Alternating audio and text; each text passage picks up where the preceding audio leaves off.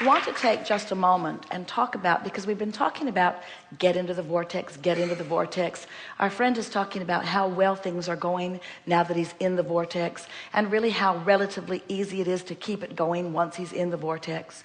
But what are some things that one might do when they understand that they're not in the vortex? What are some things that you might do that would make it more easy for you to move in the direction of it? How could you get in if you're not in? And we just want to offer you some very soft suggestions. Something that is very helpful is making a decision to give yourself a break by saying something like, I don't have to do anything right now in this moment. It's all right for me to rest or to chill.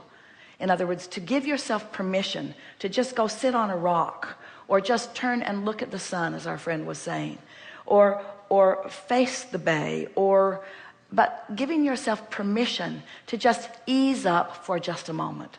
That's really a powerful tool, because what it's saying is, I'm good, I'm worthy, and I'm just going to give myself a break. You think that's a possible thing to do?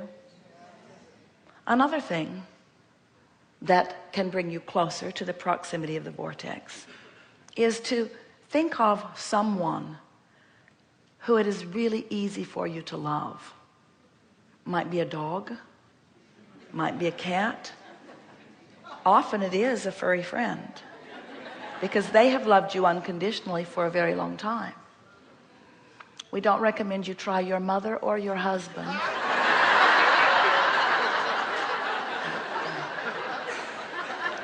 Just choose someone who is easy for you to love, and just sit softly and say to yourself, I really do love you. I love you because, I love you because, I love you because. And if you'll just sit and focus on someone that's easy for you to love, it will just soften your vibration, moving you in the vicinity of well-being. You could make a list of positive aspects, but don't choose someone who you need to do it about. Choose someone who it's easy to do it about. Positive aspects of something really easy. Positive aspects of something easy. If you're in a hotel with bad service, don't use that hotel as your point of focus. If you're in a hotel with really good service, you might use that as your point of focus. You see what we're getting at? In other words, just easy things. If you like music, play some music. If you can go outside, go outside. If you have time for a walk, take a walk. If it's late at night, take a warm bath. In other words, the whole idea of it is just to soothe yourself, to soothe yourself, to soothe yourself. What you're saying is, I want to be in the vortex and I'm supposed to feel good. What could I do right now that would make me feel good? What's the best use of my time to make me feel good? What would help me feel good? If you'll play with this just a little bit, you'll notice that you can shift your point of focus. Now, if you're surrounded by a lot of other people who are sort of demanding of you, it's not as easy for you to pull yourself away, but they do allow you bathroom time, yes? They do allow you some private time. You could sit in your car for a minute. These are action things. These are action things that you might do that would make you just feel a little more ease right now. There are all kinds of mental things that you could do. But for some reason, the action things give you a little more leverage. If you can find something, what we're really asking you to do is to give yourself more permission than you usually do, to take a moment to just chill and feel good for a moment. Now, friends, this is the most important thing that we want you to hear.